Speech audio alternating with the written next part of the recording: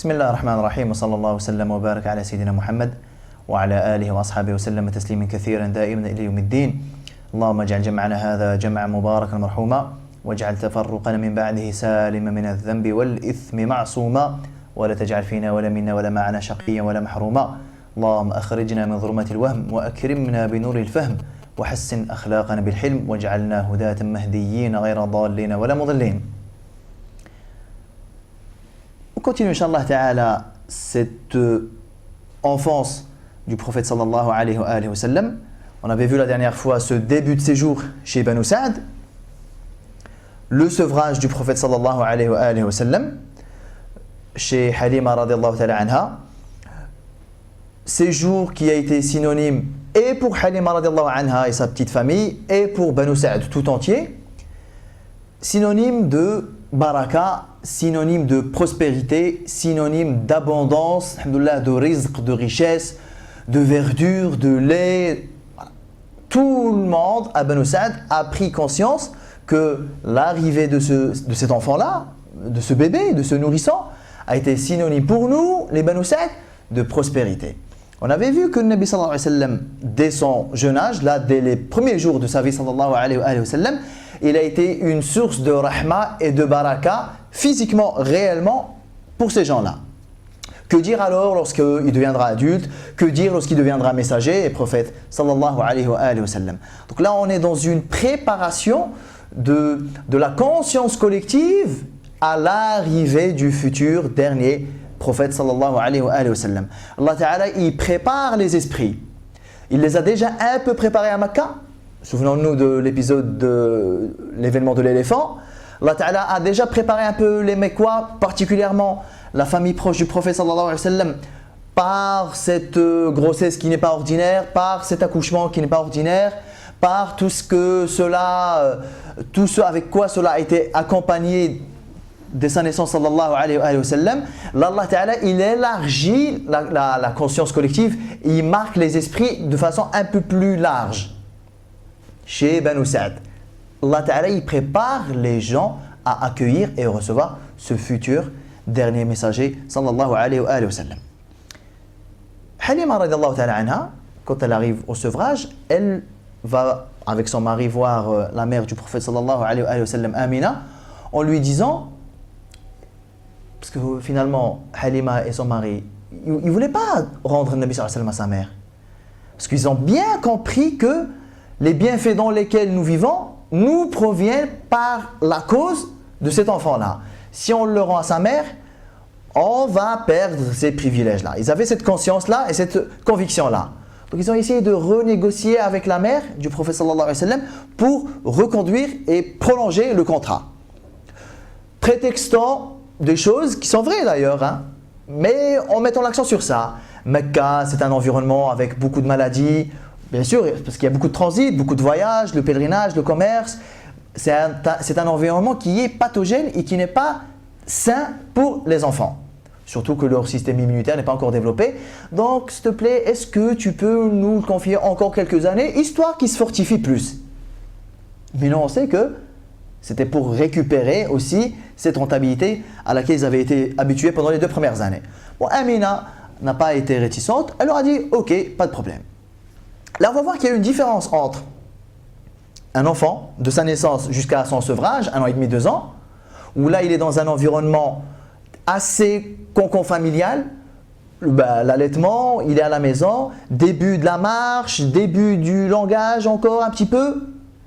Voilà, s'il était rentré à Mecca à l'âge de 2 ans, c'était une chose, mais là, le Nabi sallallahu alayhi wa sallam, il va passer sa 3e année, sa 4e année et sa 5e année chez Banu Sa'd.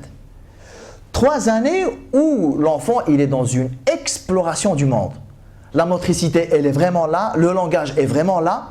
Donc on voit que ces 3 années, elles ont apporté au prophète sallallahu alayhi wa sallam ce que ne pouvait pas lui apporter les 2 premières années. Parce que là je suis en contact avec le monde, avec l'extérieur. Je suis en contact avec tout Banu Sa'd. Je suis en contact avec les enfants de mon âge. Je sors, je joue, voilà, je vois les bergers, les brebis, les chameaux, les moutons.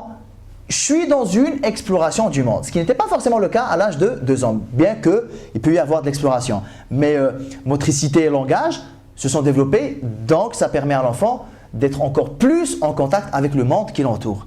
Et on avait dit que ça, subhanallah, c'était un message pour nous les parents, pour nous dire finalement, plus je mets l'enfant face à une diversité d'environnement, plus je le mets face à une diversité de culture, et plus j'élargis son esprit, et plus j'élargis ses connaissances, et sa personnalité, elle va être de plus en plus ouverte vers le monde.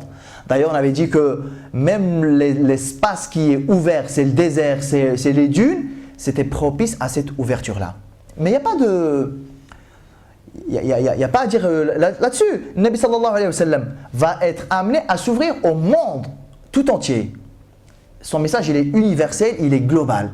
Donc, quelqu'un qui va apporter une réforme pour la planète tout entière, ben, il a intérêt à être ouvert aux cultures. Hein. Il a intérêt à être ouvert aux gens. Il a intérêt à ne pas être dans une pensée unique. Quelqu'un qui va apporter son message à des Chinois, à des Américains, à des Australiens, à des Africains, il a intérêt à avoir un esprit large, ouvert. Et ça, on voit qu'Allah subhanahu wa ta'ala, il a fait vivre ça au prophète sallallahu alayhi wa sallam. Donc là, une vie très riche en expériences, des expériences complètement différentes à ce qu'il aurait pu vivre à Makkah sallallahu alayhi wa sallam. Pourquoi on dit 3, 4 et 5? Parce qu'à 5 ans, on va dire le contrat avec Banu Sa'd, il a pris fin. Parce qu'il s'est passé quand même un événement exceptionnel. L'événement de l'ouverture de la poitrine du prophète sallallahu alayhi wa sallam. Qui, entre parenthèses, il a eu lieu plusieurs fois. Cette ouverture de la poitrine du prophète sallallahu alayhi wa sallam, elle a eu lieu plusieurs fois. Même une fois devenu messager sallallahu alayhi wa sallam. Mais la première, c'est celle-là qui nous intéresse parce qu'elle va conditionner beaucoup de choses derrière. Là, il n'a que 5 ans. Donc, qu'est-ce qu'on nous rapporte? Qu'est-ce que le Nabi sallallahu alayhi wa sallam nous dit? Pendant que j'étais en train de jouer avec ses pères d'âge, avec mes pères d'âge, 2 hommes sont venus à moi. 2 hommes impressionnants que je n'ai jamais vus. Ils sont habillés en blanc, avec des habits que je n'ai jamais vus non plus. On voit que le Nabi sallallahu alayhi wa sallam, il est dans cette observation, subhanallah. J'ai jamais vu les habits non plus. Le Nabi sallallahu alayhi wa sallam, il est actif dans ce qu'il fait. Ils sont venus à moi. Nous, on sait que c'est des anges. Aujourd'hui, avec du recul, il nous en a parlé quand il est devenu messager, sallallahu alayhi wa sallam. 2 anges en apparence humaine. Il vient chez le Nabi sallallahu alayhi wa sallam, alors qu'il n'a que 5 ans, en train de jouer parmi ses amis. Et l'un des deux, il dit à l'autre, c'est bien celui-là. L'enfant pour qui on est venu, c'est celui-là. Les anges, ils ne savent pas, subhanallah. Ils sont venus par ordre divin. Ils savent qui est cet enfant. Ils savent pourquoi ils sont venus. Et l'autre, il lui dit, oui, c'est bien lui. Regardez, nous sommes dans une mise en scène. Je crois qu'on va essayer de se mettre dans ce contexte-là. Des enfants en train de jouer, comme tous les enfants de leur âge, 3, 4, 5, 6 ans. 2 individus étrangers, jamais vus, inconnus au bataillon, des habits jamais vus non plus. Regardez la description. Même les habits. Généralement, l'habit, il est culturel. Ça veut dire si j'ai vu une personne avec un habit que je n'ai jamais vu, ça ne veut pas seulement dire que c'est une personne inconnue, ça veut dire que c'est une personne hors ma culture. Parce que les Arabes, ils s'habillent de la même manière. Mais ça, c'est des habits que j'ai jamais vus. C'est comme si, je sais pas moi, un Marocain il va avec djellaba en Chine ou en Inde, et les gens vont lui dire, ouais, il a des habits que j'ai jamais vus. Ça veut dire qu'il vient d'une culture complètement différente. Ce qui sous-entend que le Nabi sallallahu alayhi wa sallam connaissait bien sa culture. J'arrive à voir qu'est-ce qui est de ma culture, de qu'est-ce qui ne l'est pas. Oui, c'est bien lui. Mais pourquoi Allah Ta'ala, il a fait en sorte que ça se passe de cette manière-là? Nous sommes dans une mise en scène. Des enfants, 2 adultes impressionnants, inconnus, des habits. C'est des gens pas d'ici du tout. Et en plus, un des deux, il demande la confirmation. C'est bien cet enfant-là? Et l'autre, il dit, oui, c'est bien lui. Donc là, je crois qu'on peut être sûr que tous les enfants qui étaient là le jour-là, ils ont arrêté de jouer, stop, pause, tout, arrête, on ne joue plus. Qu'est-ce qui se passe? C'est qui les 2 là? Qu'est-ce qu'ils veulent au petit Mohammed? Donc on est là. L'attention là, elle est captivée ou pas? Complètement. Complètement captivée. Nabi sallallahu alayhi wa sallam, qu'est-ce qu'il nous dit? Il nous dit, les 2 hommes là, ils m'ont attrapé chacun par un bras. Chacun par un bras. Et regardez le Nabi sallallahu alayhi wa sallam, qu'est-ce qu'il nous dit? Il nous dit, ils m'ont pris chacun par un bras, mais sans que je sente l'impact physique de leur toucher. C'est quand même spécial. Ils me tiennent, mais voilà, il n'y a pas de perception tactile.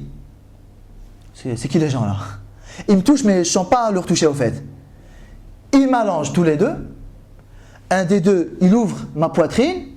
Ben là, on peut supposer les autres gamins, ils sont là. Qu'est-ce qui se passe? Comprends rien? Ils sortent, un des deux, il sort le cœur du prophète sallallahu alayhi wa sallam. Encore le cœur, l'organe. Il bat encore. Il le sort. Il en extrait une particule. Et il regarde Nabi sallallahu alayhi wa sallam et il lui dit, ça, c'est la part du mal qu'il y a en toi. Voilà, on la vire. On prend le cœur là, on le nettoie, dans un récipient avec de l'eau de Zemzem, on nettoie, on remet tout ça et on referme. Et merci, au revoir. Peut supposer comment ils ont dû réagir les enfants là. 3 ans, 4 ans, 5 ans, 6 ans. À tel point où ils ont vraiment été traumatisés. Le fils de Halima radiallahu ta'ala anha, donc le frère de lait du prophète sallallahu alayhi wa sallam, il est parti en courant chez sa mère. Mohammed a été tué. Attends, il y a un cœur qui sort, la poitrine qui s'ouvre. Halima radiallahu anha, elle est venue en courant avec son mari. Non, ils ont vu que Nabi sallallahu alayhi wa sallam était là, pas mort. C'est vrai, encore sous l'effet, affecté parce qu'il venait de lui arriver, mais voilà. Donc Halima, elle a regardé son mari, ben tu sais quoi, on n'a pas envie que l'enfant là il décède chez nous, viens, on le rend à sa mère. Bon ok, d'accord, on va perdre un peu tout ce qu'on a eu comme privilège ces dernières années, mais je préfère encore, s'il doit lui arriver un mal ou quoi, ben, que ça arrive chez sa mère. Parce que sinon, nous, notre réputation de Banu Sa'd, parce que Banu Sa'd c'était une tribu très connue pour les mères allaitantes. Si jamais ça se sait qu'un des enfants de Quraysh, et subhanallah, pas n'importe lequel, le petit-fils de Abdul Muttalib, le grand notable de Quraysh, le chef de décision de Quraysh, si ça se sait que son petit-fils il est mort chez Banu Sa'd, bah ça y est, notre réputation elle va être morte. Viens, on le rend à sa mère. Donc il part voir Amina, la maman du prophète sallallahu alayhi wa sallam. Écoute, voilà, on te le rend. Bon, Amina au début ne comprenait pas trop. Vous qui avez insisté énormément à le garder, je ne comprends pas ce changement un peu de façon subite. Elle a insisté, ils lui ont dit voilà ce qui est arrivé, voilà ce qui est arrivé. Alors là, subhanallah, en temps normal, une maman, on vient lui dire écoutez, reprenez votre enfant parce que la vérité, nous on ne peut plus trop s'assurer et garantir un peu sa sécurité parce que finalement il s'est passé ça, ça et ça, il y a des individus qui sont venus, lui ont ouvert sa poitrine. Alors si c'était un cas normal et ordinaire, comment une maman elle aurait dû réagir ici? La panique totale, l'angoisse, la peur. C'est bon, je reprends mon fils, partez, allez-vous-en. Mais là, c'était un peu le monde à l'envers. Là.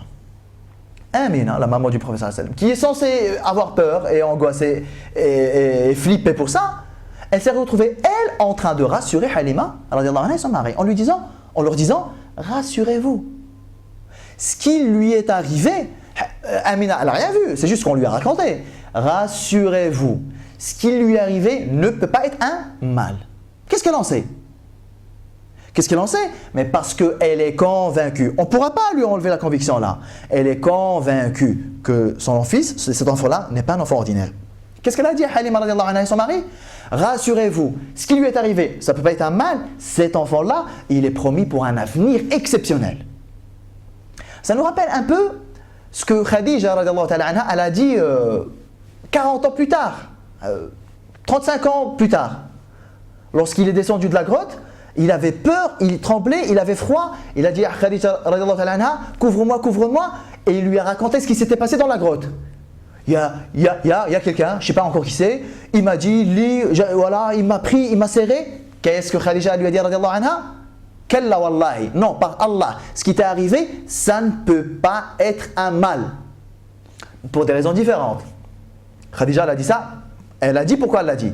Mais en tout cas, regardez, les gens qui connaissent le Nabi sallallahu alayhi wa sallam, les gens qui ont côtoyé le Nabi sallallahu alayhi wa sallam, ont très vite compris que cet enfant-là, cet homme-là, il ne peut pas être sujet à des choses maléfiques. C'est quelqu'un d'exceptionnel. Tous ceux qui l'ont côtoyé, ils ont pensé ça de lui.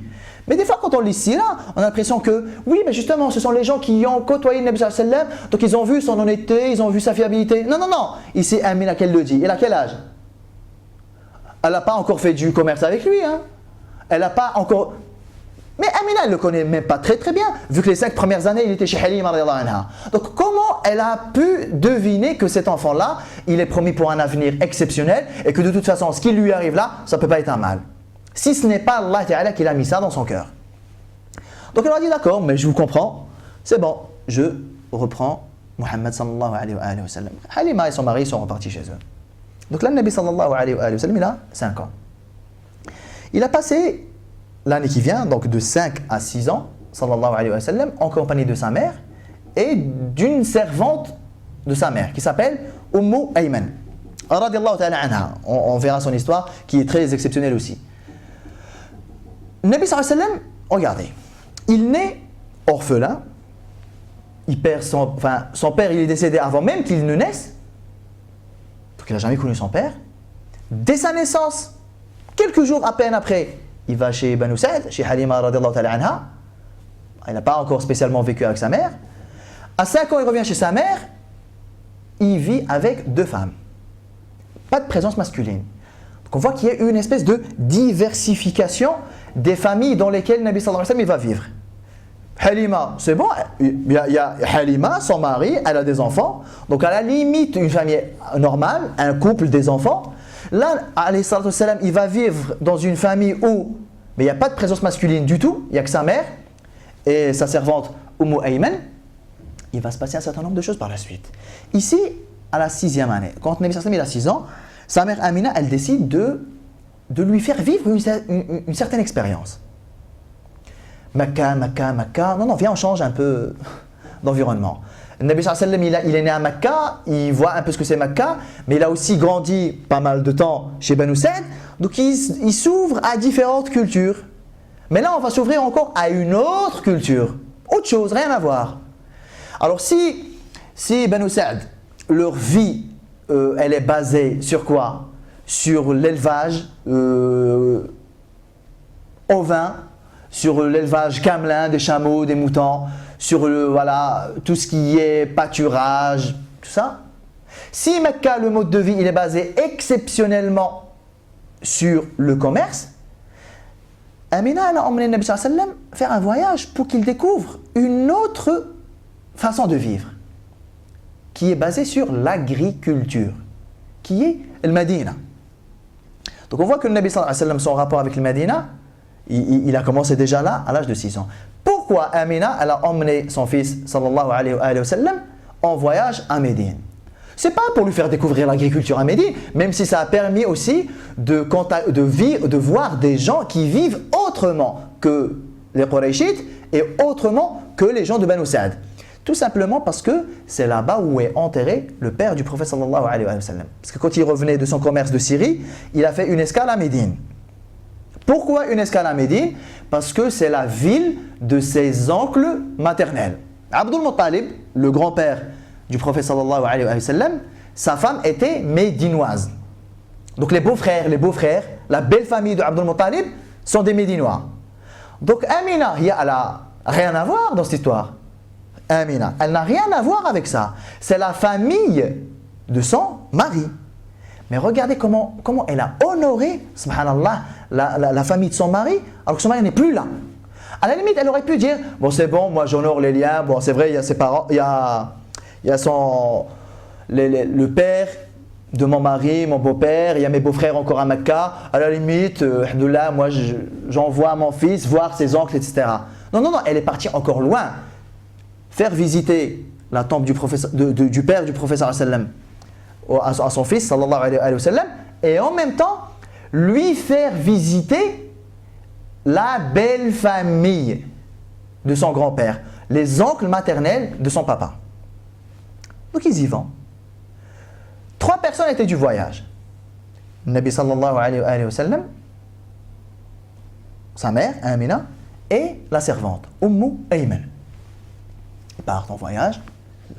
C'est une expérience, hein? Un enfant de 6 ans qui part en voyage. Et c'est un voyage. Hein. 500 km à l'époque. Subhanallah. Ça veut dire, rien que le voyage en lui-même, c'est une expérience. Avec 2 femmes.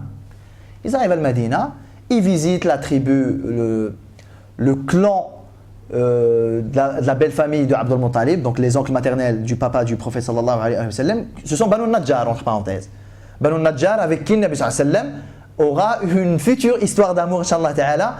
D'ailleurs, c'est eux qui ont chanté Tala al-Badru alayna.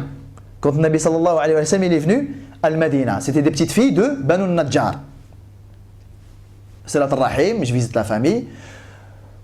Déjà, je vous présente le fils de Abdullah, parce qu'ils ne l'ont jamais vu. Hein. Vous vous souvenez, Abdullah, c'est vous qui vous êtes occupé de Abdullah quand il était malade. Vous saviez très très bien que j'étais enceinte, ben il est là. Je vous présente Mohammed, le fils de Abdullah, dont vous vous êtes occupé. Alhamdulillah, salat al-Rahim, voilà, un petit voyage tranquille. Et le Nabi sallallahu alayhi wa sallam, il est parti visiter la tombe de son père. Alors, regardez ici, le Nabi sallallahu alayhi wa sallam, c'est... Nous, des fois, on a tendance à vouloir camoufler des choses. Voilà. Ouais, comment il va le vivre? Comment il va le vivre? Il va le vivre? Mais il doit le vivre. Parce que la mort, c'est une vérité. C'est une réalité. À quand on va lui dire, ouais, ton père, tu le verras, tu le verras, tu le verras. Donc, concrètement, j'ai envie de matérialiser la chose. Mon père, non, non. Si je vois la tombe, c'est bon. J'ai matérialisé la chose. Ton père est mort quand j'étais enceinte de toi. Moi, ça ne me parle pas, ça. Devant la tombe, c'est concret. Donc, il a visité la tombe de son père, sallallahu alayhi wa sallam, et ils repartent sur le chemin du retour. Sur le chemin du retour, qu'est-ce qui se passe? Amina, Ayman et le Nabi sallallahu alayhi wa sallam. Ils sont sur le chemin du retour de Medina vers Mecca. Sur le trajet, Amina elle a commencé à faiblir, à tomber un peu malade. Elle faiblit, tout en avançant. Jusqu'à ce qu'il soit arrivé à un endroit qui s'appelle Al-Abwa. C'est un endroit entre Mecca et Medina. Ils arrivent à cet endroit-là, Al-Abwa, mais là, Amina, elle n'en pouvait plus. Elle a tellement faibli qu'elle ne pouvait plus se déplacer. Donc ils sont restés là. Amina, qu'est-ce que t'as? Ça va. Jusqu'à ce que Allah Ta'ala a repris son âme. Devant qui? Devant son fils de 6 ans et sa servante, Ayman. Alors imaginez, subhanallah, le Nabi sallallahu alayhi wa sallam. Je viens au monde, je suis orphelin, j'ai jamais connu mon père, j'ai jamais vu mon père, et même le pire dans l'histoire, vous savez c'est quoi? Subhanallah. Enfin, le pire dans l'histoire, avec les yeux qui sont les nôtres. Mais nous on sait que le Nabi sallallahu alayhi wa sallam, il est avant même sa naissance, il est sous la bienveillance d'Allah subhanahu wa ta'ala. Mais nous, avec nos yeux qui sont les nôtres, regardons un peu la situation. Il naît, il passe à peine quelques jours chez sa mère, il part pendant 5 ans chez des étrangers. Alors non seulement il n'a pas de père, il est né sans père, mais on peut presque dire qu'il est né sans mère, vu qu'il n'est pas resté longtemps avec elle. Quelques jours à peine, il disparaît pendant 5 ans, chez des gens étrangers. Il revient à la 5e année chez sa mère. 1 an plus tard, elle le met devant le fait accompli, elle le met devant la tombe de son père. Donc là, la décharge émotionnelle, Allah Ta'ala a'lam comment elle devait être. Sur le chemin du retour, moi, ma mère est la servante. Ma mère, elle commence à tomber malade, elle faiblit. Moi, je suis là, j'ai 6 ans. Ayman, elle est là, elle essaie, voilà, tant bien que mal, de s'occuper d'elle. Mais à un moment donné, la réalité qu'on voulait faire acquérir au prophète sallallahu alayhi wa sallam, là il l'a vécu de ses propres yeux. Que son père soit décédé avant sa naissance, c'est une chose. Qu'il se soit dressé devant sa tombe, sallallahu alayhi wa sallam, c'est une chose. Mais cette vérité qu'on voulait te faire acquérir, non, c'est quoi? Le meilleur moyen de te la faire acquérir, c'est quoi? C'est que tu la vives. Regardez, imaginons, le Nabi sallallahu alayhi wa sallam a 6 ans avec une femme, Ayman. Amina, elle décède. Sa mère, subhanallah. Sa mère, il est là, il a 6 ans. Mais regardez jusqu'où ça va l'éducation divine. Regardez comment Allah Ta'ala, il prépare son prophète sallallahu alayhi wa sallam à quelque chose de magnifique. Beaucoup plus tard, des années plus tard. Là, on est dans quoi? Le Nabi sallallahu alayhi wa sallam, il est là. Alors qu'est-ce qu'on fait? Moi, j'en sais rien. C'est la première fois, moi, je vois un cadavre. Subhanallah. Pas n'importe quel, celui de ma mère. À 6 ans. Je suis encore sous l'émotion de la tombe de mon père. Ben, Ayman, qu'est-ce qu'elle a fait? Ben, elle lui a dit, écoute, ta mère est morte. Elle est décédée, plus vivante. Tout comme ton père. Qu'est-ce qu'on fait maintenant? Ben, il faut qu'on l'enterre.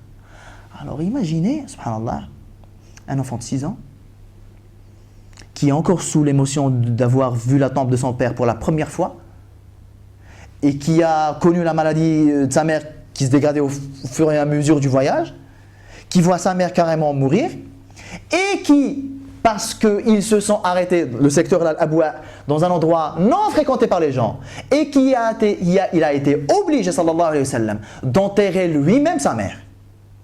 Elle serait décédée à Mecca. C'est bon, les adultes, ils seraient occupés de ses funérailles.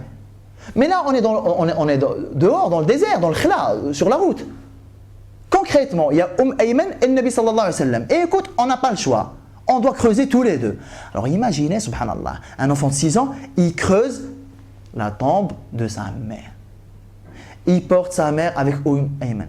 Et ils la mettent dedans. Et ils remettent la terre dessus et ils repartent. Mais quelle enfance, subhanallah. Quelle enfance. Quelle maturité, quoi. Pas sûr que des adultes auraient pu supporter ça, subhanallah. Pas sûr que des adultes auraient supporté ça. Mais le Nabi sallallahu alayhi wa sallam n'est pas un enfant ordinaire. D'ailleurs, Halima, elle nous l'a dit ça, radiallahu ta'ala anha. Elle nous a dit que le Nabi sallallahu alayhi wa sallam, il grandissait beaucoup plus vite que les autres gamins de son âge. Et physiquement, et mentalement, maturité donc. Donc à ses 6 ans, non, c'est bon. Parce que, subhanallah, s'il y a bien une vérité absolue fi dunya, sur laquelle tout le monde s'accorde, musulman ou pas, athée ou pas, croyant ou pas, homme ou pas, femme ou pas, savant ou pas, c'est bien la mort. Mais cette vérité-là, le Nabi sallallahu alayhi wa sallam, il l'a intégrée dès ses 6 ans. Ça veut dire, en fait, dunya, elle se résume à ça. Notre passage, sa fin, sa finalité, c'est ça. Donc le Nabi sallallahu alayhi wa sallam, il est dans une maturité qui est quand même exceptionnelle. Donc ils continuent leur chemin, ils arrivent à Mecca. Qui maintenant? Ayman et le Nabi sallallahu alayhi wa sallam. Ils arrivent à Mecca, ils arrivent à Mecca. Ayman, elle va voir Abdul Muttalib, elle lui dit, Amina est morte. Elle est décédée à Abwa. Le Nabi sallallahu alayhi wa sallam, vous savez quoi? Le Nabi sallallahu alayhi wa sallam, ça l'a marqué ou pas le décès de sa mère? Parce que oui, on dit qu'il était mature, tout ça, d'accord. Mais est-ce que mature et sentiments sont incompatibles? Des fois, on a tendance à croire ça. Lui, il a l'air de bien prendre la chose.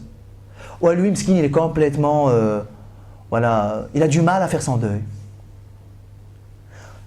La maturité, elle est incompatible avec les sentiments?